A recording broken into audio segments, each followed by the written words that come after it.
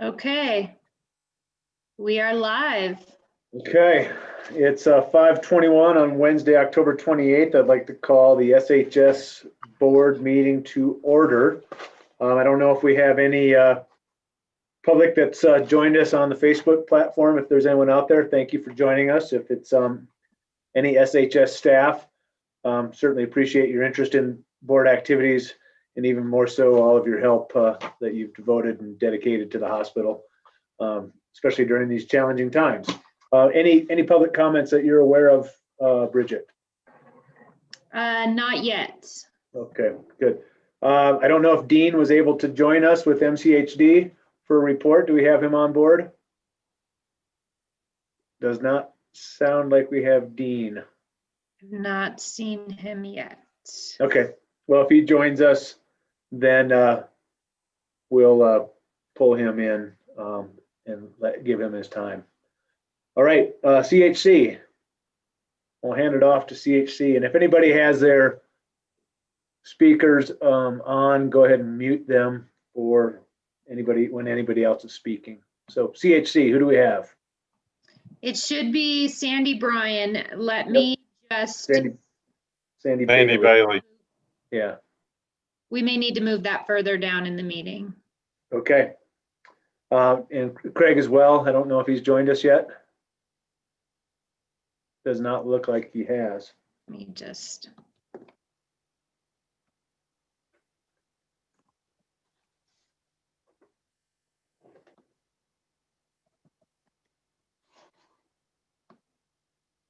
Well, let's move on to Carrie then, if you're ready.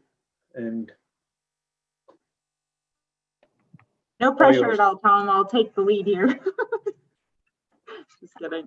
Okay, so the first thing that I'd like to talk about is recruiting efforts. As many of you know, we have been working really hard at recruiting quality providers to the area who are long-term providers. So trying to transition away from the use of locums and for providing the community some steady providers that are taking care of them in a primary care setting as well as in our specialty clinics. That has been a priority, and this week is an example of how hard we're working at that.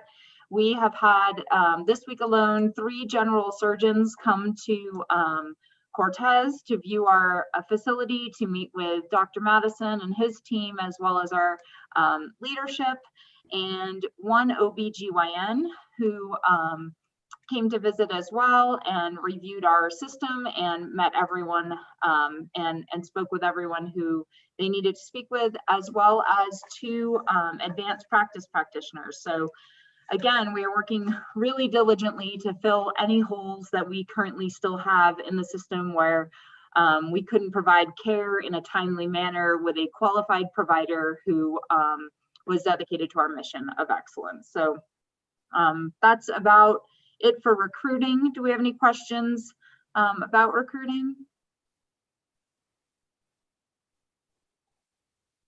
Okay, great. So a question that I receive a lot right now, especially from the public, and I think that we should talk about this to the board as well, is how are we seeing patients who are symptomatic? So somebody who has a fever, cough, shortness of breath, any of the symptoms associated with COVID, loss of taste or smell, if any of our patients are calling and saying that they have those symptoms, they have 2 options to be seen. One of the options is telemedicine. So they can receive a phone call, they can have a video call with any of our providers. All of our providers have committed to providing telehealth as one of their visit types. That's a huge thing for the community so that they can be seen in their own home while using video or telephone. So there are 2 options there to be seen.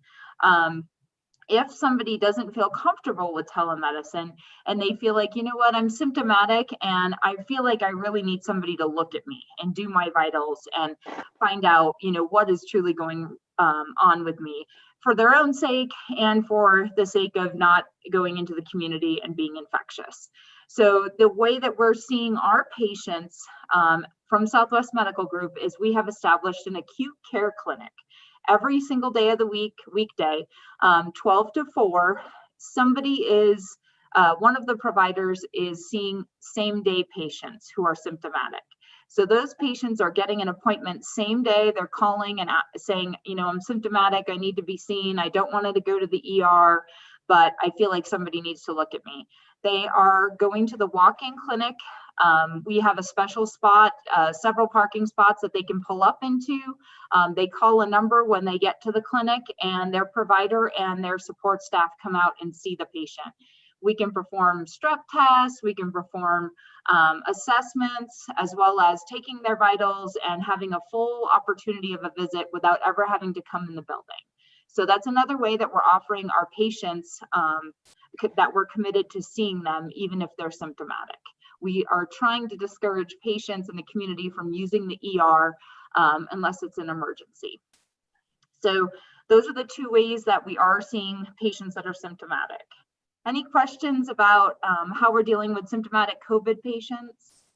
Once we get, once winter rolls in, are we going to have that same approach, or are we going to have a tent with a blaster in there for heat, or what's the plan? Yeah, so I think there's several things. One of the ways that somebody can be seen who's symptomatic, who doesn't actually want to visit, can use our drive-through. So Monday through Friday, no matter what, Monday, Wednesday, Friday, 8 to 2, and Tuesday, Thursday, 12 to 6. You can run through the line at the drive-through. It is located just next to the hospital in the EMS bay. And again, you can go there and be tested for COVID and flu. The next way that we're seeing patients, like I said, was the acute care clinic and the walk-in clinic. That is not going to change. As the weather changes, we will potentially have a tent out there with some heat, but the same situation will apply. The patient will pull up in their car, they'll call the number, the support staff will come out, the MA or the nurse, they will do vitals, talk to the patient about their symptoms, and then they will be seen by a provider. And again, thank you to our primary care APPs who have volunteered to be out there and have worked really hard to make sure that all of our patients are seen, whether they're symptomatic or not. So we plan to continue that into the winter season and likely into the summer.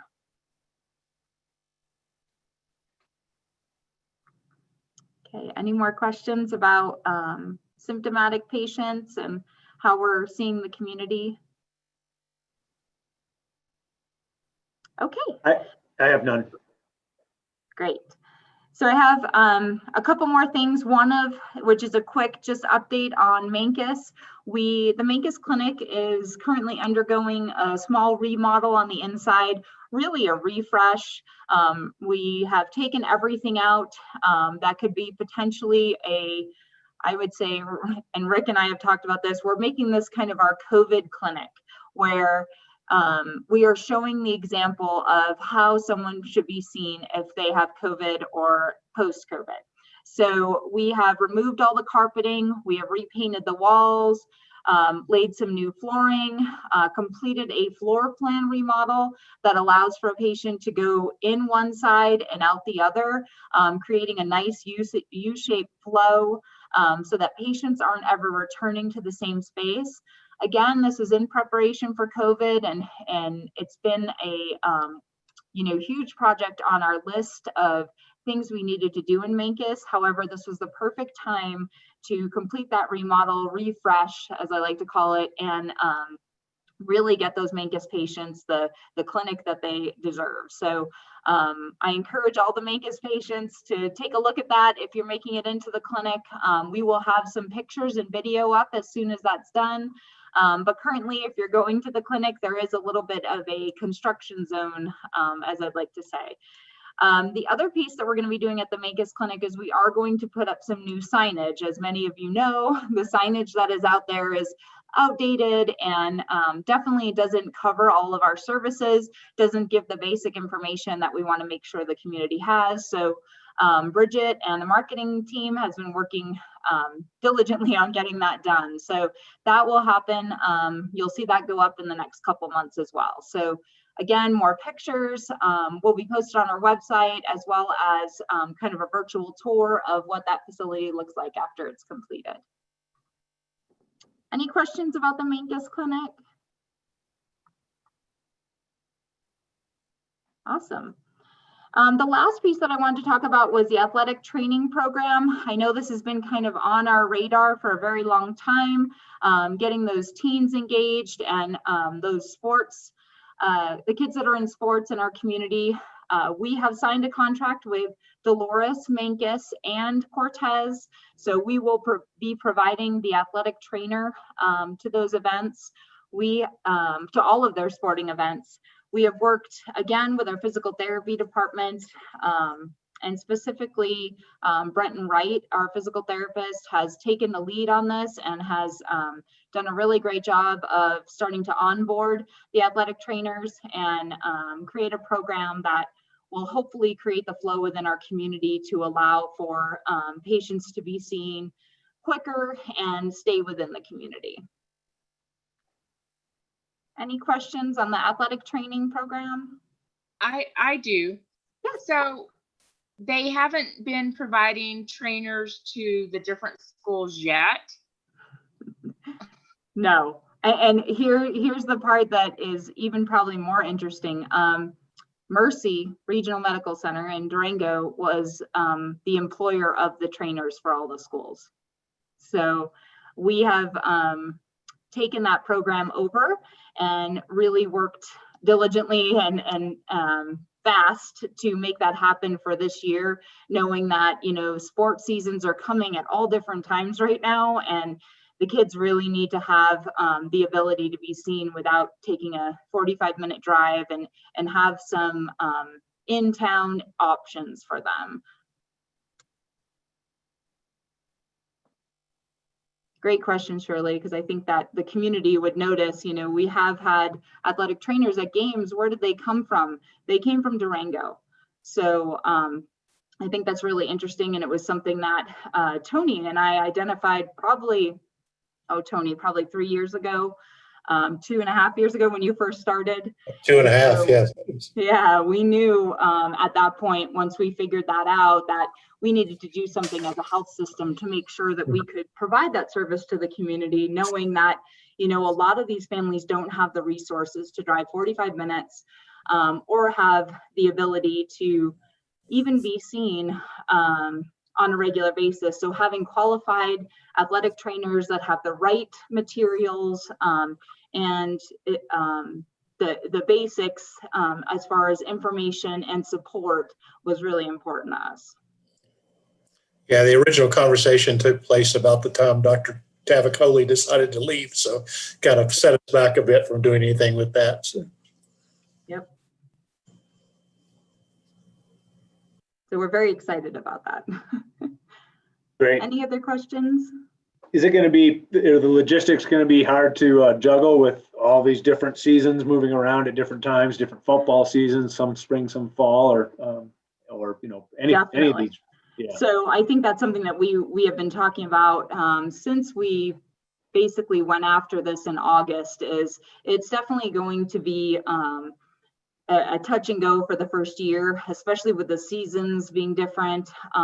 We have I would say retained the 2 athletic trainers that were currently working in Dolores, Mancus, and Cortez, but as well as Telluride. So one of the athletic trainers covered Telluride as well.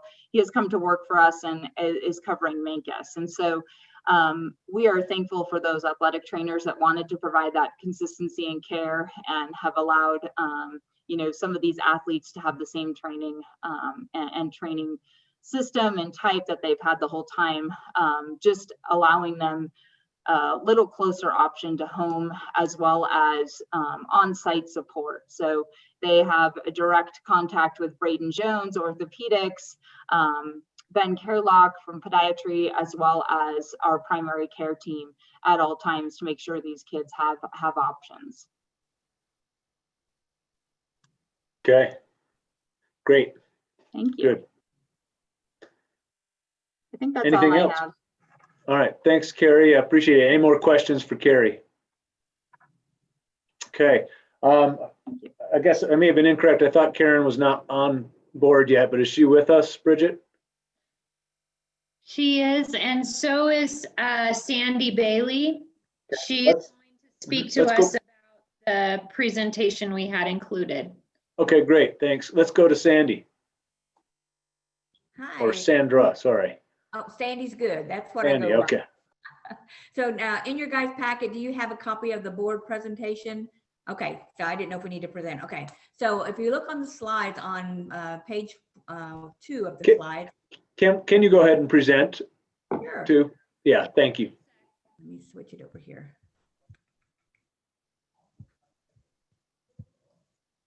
Hang on, Sandy, I'll get you going here. Okay.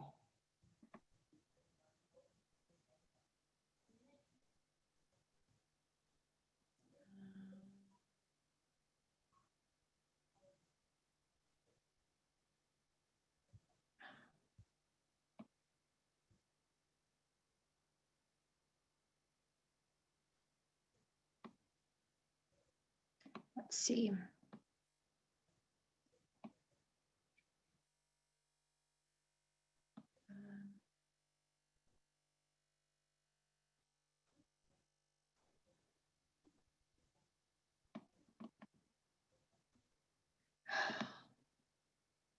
Boy, I am not having much luck. That's fine. Go ahead, Sandy. Why don't you go ahead and start? And Okay. if we get it, then we'll flash it up there. Okay, so if you look in your packet, there's a packet for slides. Let's start with slide 2.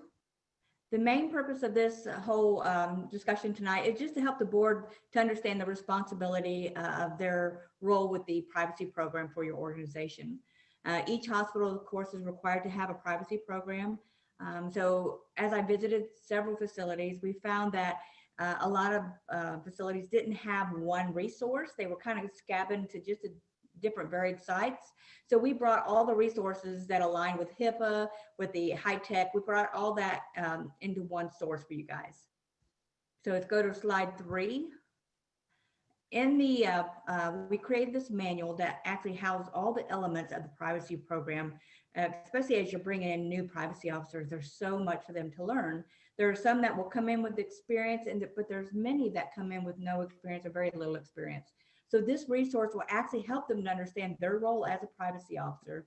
And then also inside it also has a discussion on the regulatory requirements for the board and their responsibility, which aligns the same as what your compliance requirements are, just making sure that your privacy officer is aware of their duties and making sure that the facility has gotten your privacy officer trained to do their duties.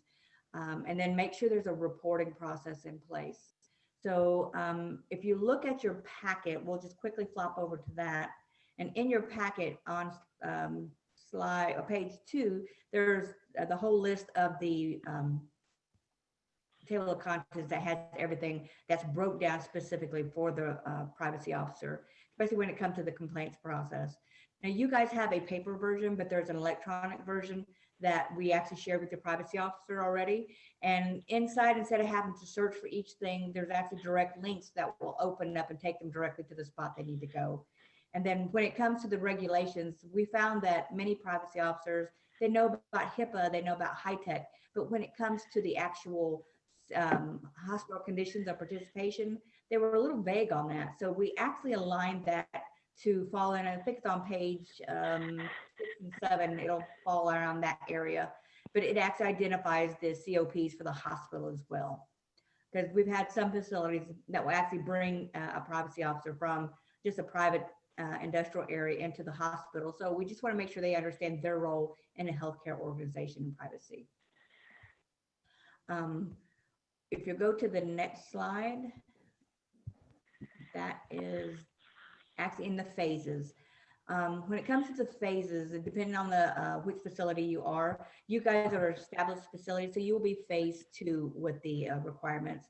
And it's just making sure that your facility provides CHC with the updates on the privacy officer. And it's quite common for organizations to rotate through, but we just need to make sure that you give us that heads up, because once we're notified, then we will actually reach out. That privacy officer. We will kind of walk through the requirements, make sure they understand their role as a privacy officer. And if we see any gaps or anything, then we, we'll report that to the CEO, and we'll offer training through us. Or if they want, if the facility wants some more advanced training, we can actually give you the resources to help you with that. Also, with your privacy program, your hospital is required to do a security risk analysis. Your facility is on track with all that. They do a good job there. But that's something that is a part of that privacy program as well as the meaningful use program, which you're probably used to with the hospital. So, we'll go to the last slide, slide 5. The overall purpose of this was just helping the leadership to understand your role as a governing board, to make sure that privacy officer that's assigned to your facility understands the requirements of their position and the program, and provides, you as a board have to make sure that your executive team is providing the training and for your team, which I got to admit, Southwest, they are actually on top of just about anything. And their team's already reached out to us. We've done some training with them, and they're go-getters. They kind of go out, and if we tell them and give them a direction, they're on top of it. So I'm very pleased with them. So that resource is for you as a board to have for your own personal reference. Please feel free to go through your privacy manual. If you have any questions at all that you'd like us to help you with, please let us know, and I'll be more than happy to answer any questions. Who is our privacy official? That's me, Tom, Jeremy. Okay. Great. Any more questions for tonight? I have none. Anyone else? Okay. All right. You guys have a blessed evening. Pardon?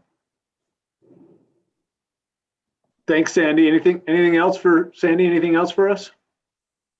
Sit on my side. Thank you guys so much. Have a good evening. All right. Thanks for joining us. Bye-bye. All right, Karen, are you there? Sorry, I thought you were not on board, but. Tom, I believe Craig may be on the line. Yeah, I am, Tom. Sorry for the inconvenience on the technology issues on my side. But no sweat, man. Just really, you heard from Sandy. The monthly report's attached. The biggest thing I wanted to just point out is Rick and Tony are working on the business plan and the budget for next year, which will be presented at the next meeting. So we're working with them on that. But outside of that, Tom, there's nothing, unless there's any questions I can answer for the board.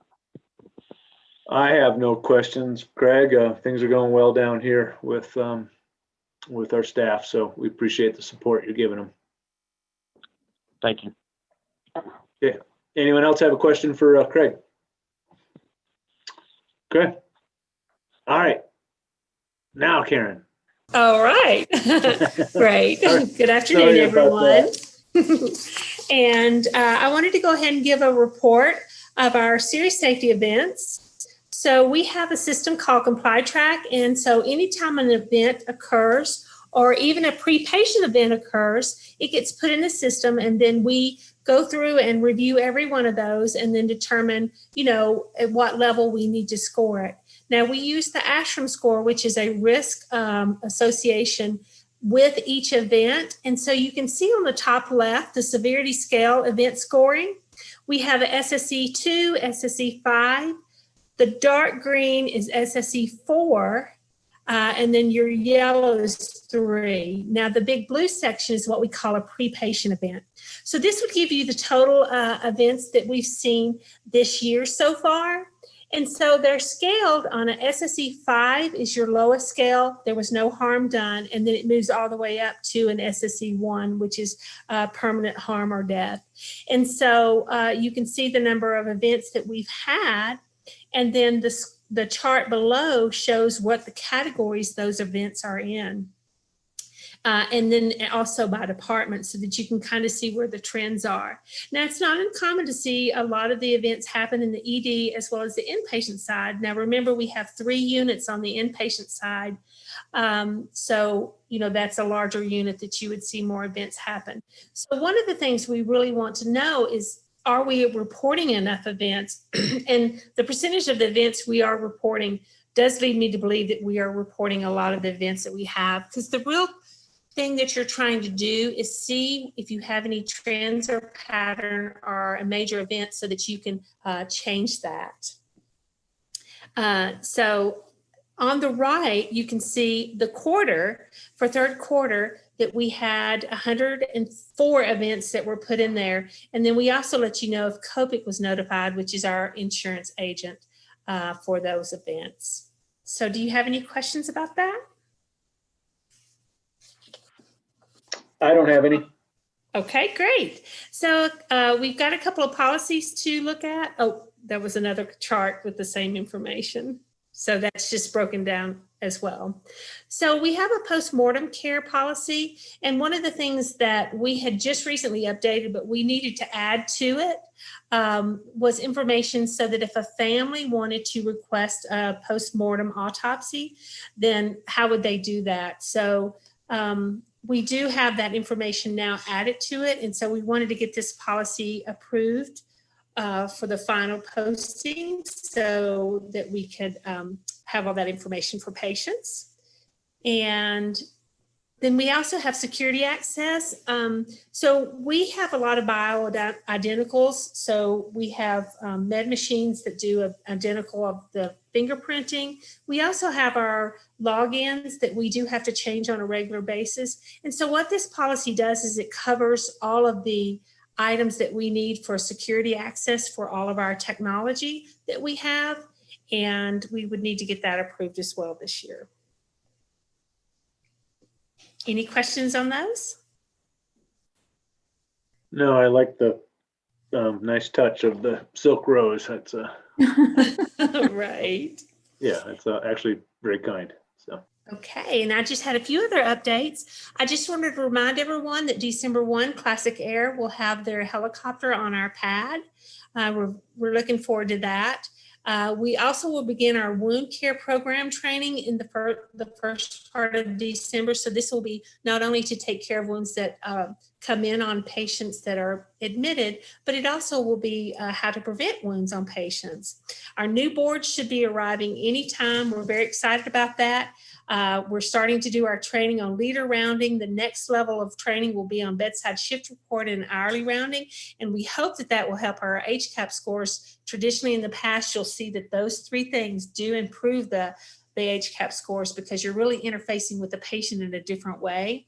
We'll have our HCAP scores for third quarter. They'll be ready to go for the next meeting, so we'll review those. And the last thing I had was we are interviewing currently for the rehab director and the OR director positions. We've interviewed one OR director today. We've interviewed 3 for the rehab position, and then we have one more OR director interview in a couple of weeks. So hopefully we'll find the perfect candidates for both of those positions. Do you have any questions for me? those candidates are people who are already part of our staff. Is that correct? Well, in the OR directors, they're not. It's people from the outside. And then we do have 2 candidates that have applied that are currently employed in the rehab department. And then we have one coming from Oregon, actually coming in on Friday to do an interview. So we've got a mixture of in-house and out-of-house. Okay. And that was all I had, Tom. All right, Karen. I thought I had one quick question, but maybe you answered it. Oh, who's handling our who's leading the wound care program now? So right now, actually the wound care falls under Carrie. So we hired a nurse practitioner and she's working in the clinics now and she's assuming all the outpatient wound care. She'll be working eventually on the inpatient side as well. But until she kind of gets her feet under and gets the wound clinic going under the RHC with Carrie's assistance, then, she'll be just mostly doing outpatient for the next few months. And her name is Wendy. Okay. All right. Thank you. Mm-hmm. All right, Karen. Appreciate all your help. All right. Thank you. All right. Okay. Rick. John, can you hear me? Yes. Let's take action on those policies.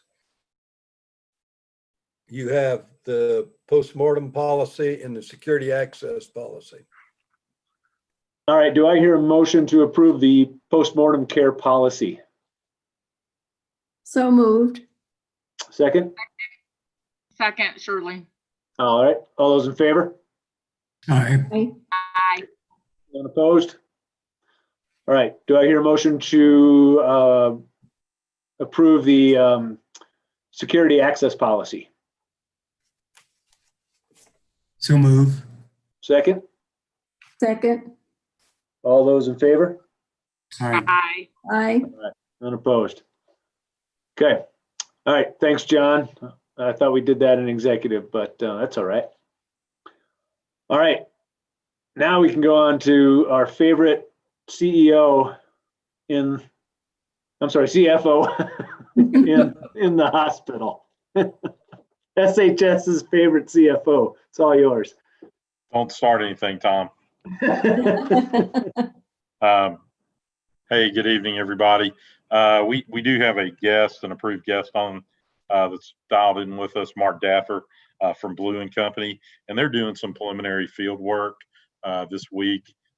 He'll be leaving the 30th of October to fly back to Louisville, Kentucky. So Mark and his colleague Ashley are here getting a lot of preliminary work done, and we know we have some board. We know we have some bond covenants to work within those parameters. So our hope and one of the things that we've asked Mark to do, and I know Tom has talked to us about, is to see if we can get an audit report a little earlier. So one of the things before we go into finance is March of 2021, whether we will be out of Jumanji or in the 15th level of Jumanji, it has 5 Wednesdays. So one of the favors we were going to ask the board is if we could move that board meeting to the 31st to give us some time to close the books.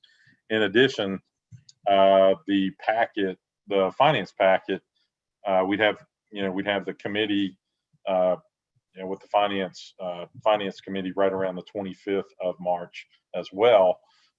And we talked to Mark about some deadlines. He said that'll push it a little bit, but that's something that they can strive to achieve if that pleases the board, and then that fits within our covenants in dealing with our banks and creditors. Mark, did you want to say anything?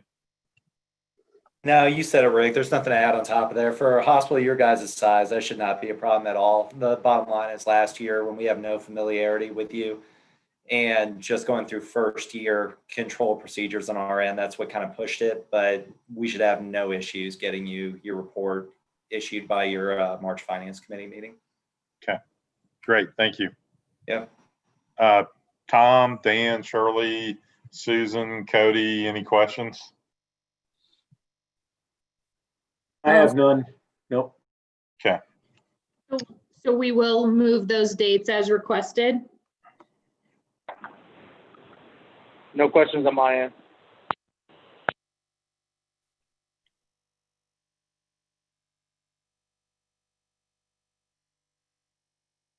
Does that need a motion, John or Dan or Tom? I don't think it does, but John doesn't. You're muted, John. Now that I unmute my mute button, no, it does not. Okay. No. Okay. Great. All right.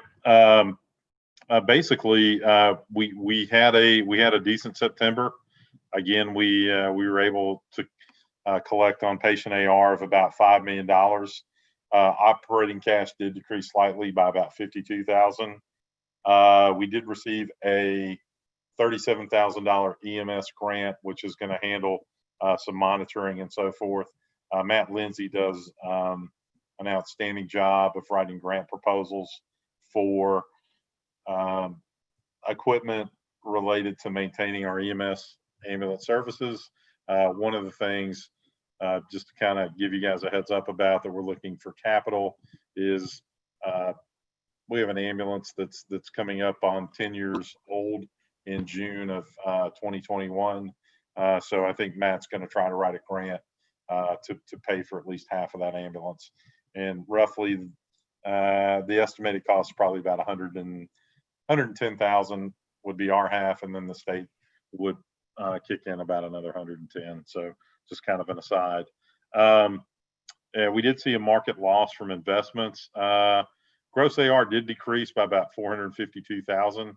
Again, we had a decent September, but it wasn't what August was. So and our net AR did increase by about 190,000. Inventory was pretty well flat at $12,000. We're going to be doing an inventory count. We do 2 a year. That's going to happen around the week of Thanksgiving because we're not as busy during that time, and so that way we don't have to interrupt services such as surgeries and things like that. So that's why we try to do it right around Thanksgiving holiday. And long-term investments were static, did not increase or decrease. Some of the things in our long-term investments are restricted investments, deal with the PHO. As you guys know, we're in the process of phasing that out by 12/31 of 2020. So they'll only decrease slightly as those funds are liquidated. Depreciation, it's in accordance with GAAP. We did see a decrease in fixed assets about 165,000.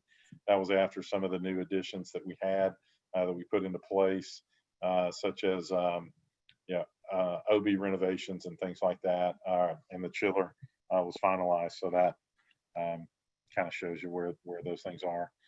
We did see accounts payable decrease by about 115,000. Payroll liabilities did increase slightly by 23,000. We did have a couple of people that left the organization where we paid out their PTO, so that was a reason for the payroll liabilities decreasing. And they had quite a few hours. Current liabilities did decrease by about 172,000 as a realization of 300K for PPP.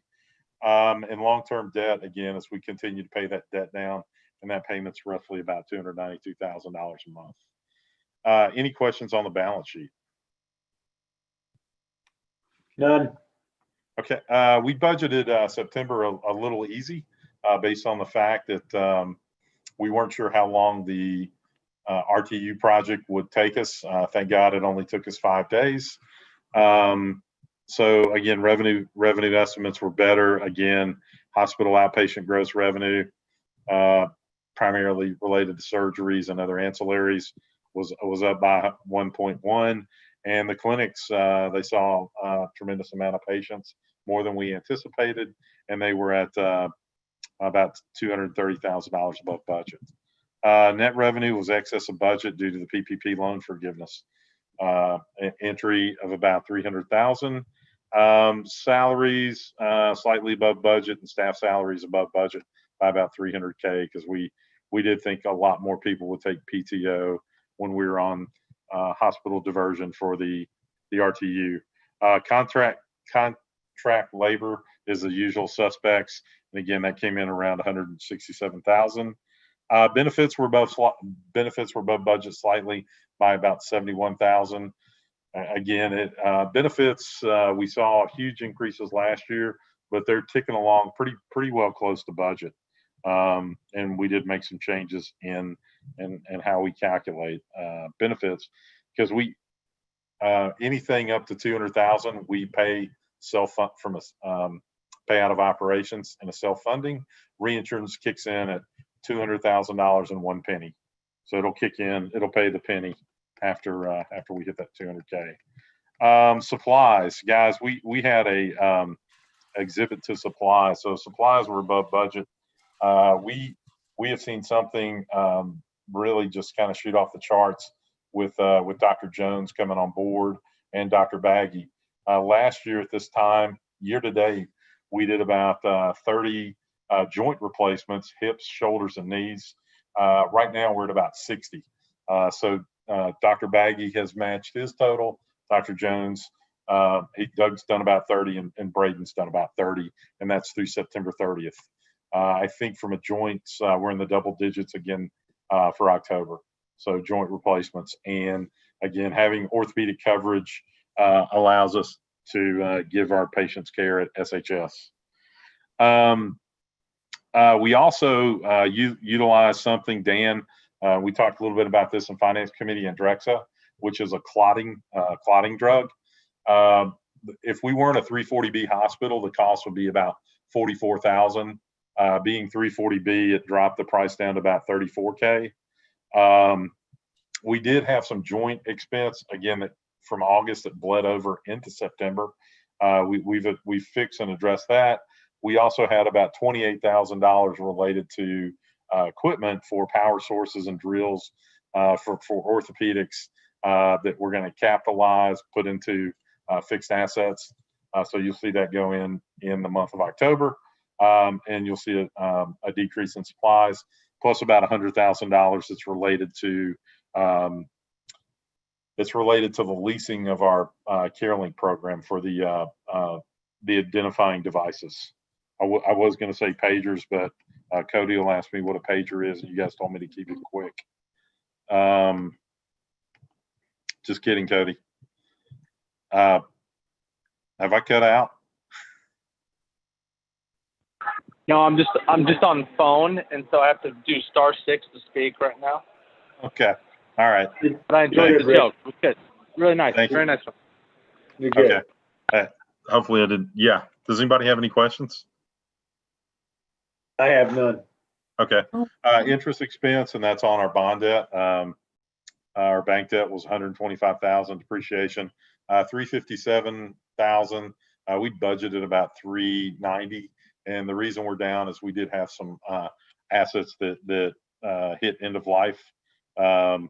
So with our chillers and things like that, as well as our RTU unit, we should see the depreciation up somewhere around $400,000 in the month of October. The income statement and the balance sheet are the next pages. If y'all have any questions, that's where we built the narrative.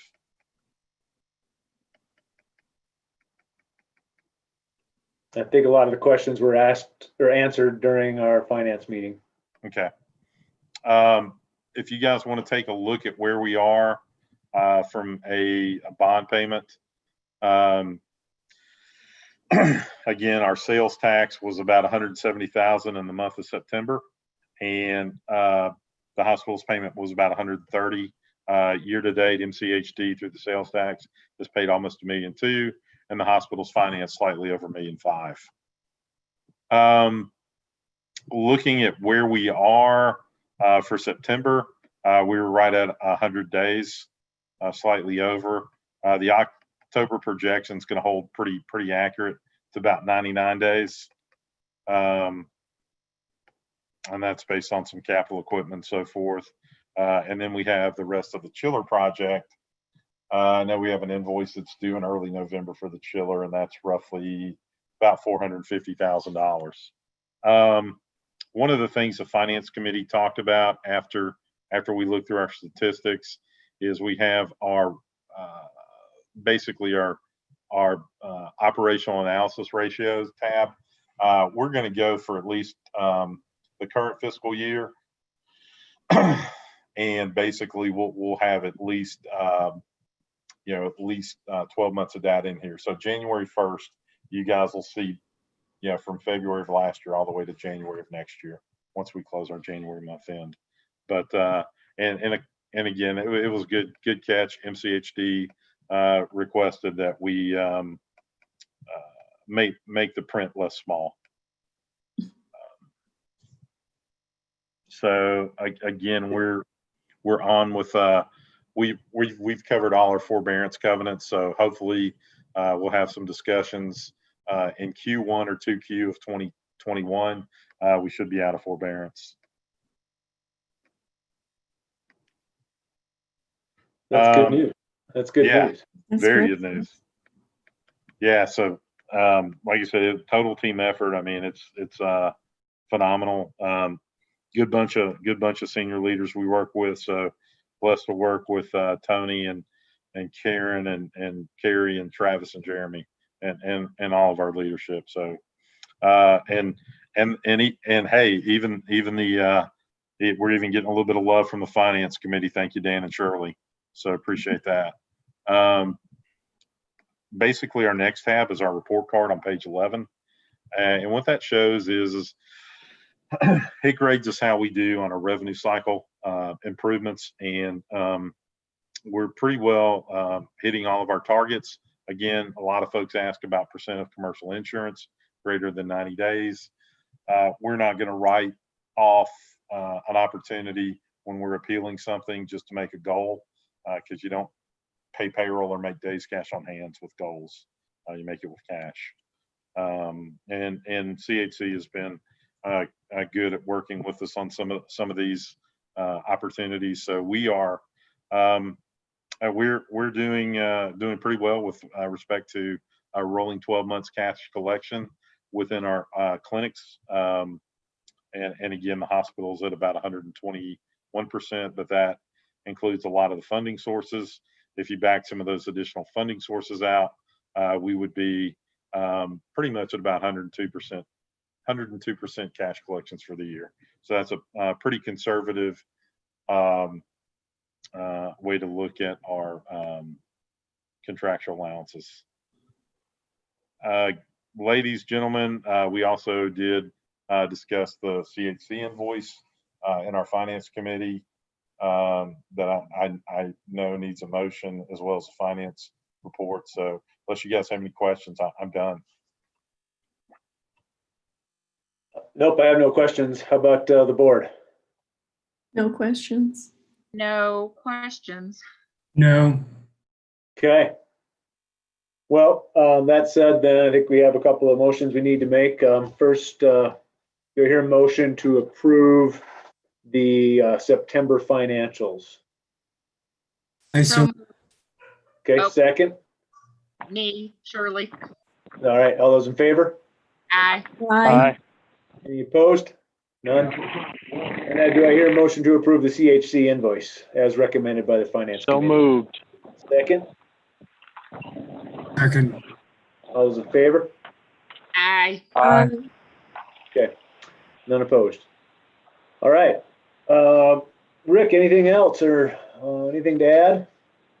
No, sir. That's that's it. And thank you guys for accommodating us on the meeting change dates in March. And Mark, thanks for thanks for agreeing to get our financials delivered by the 25th. And we realize that that's with us staying on par with getting you everything you need. All right. Mark, thanks for joining us. All right, on to Tony.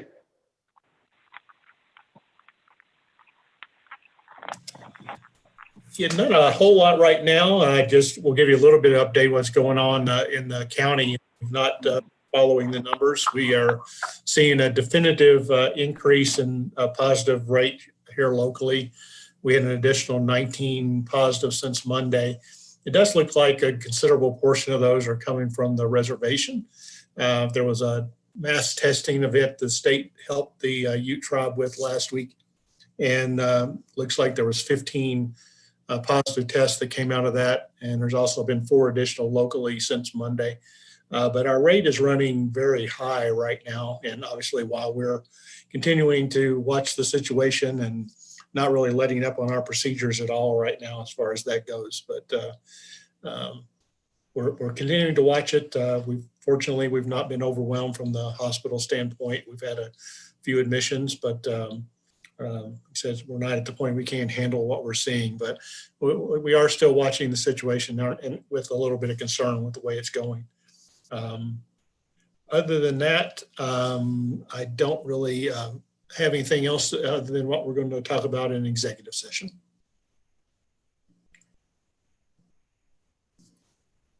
All right.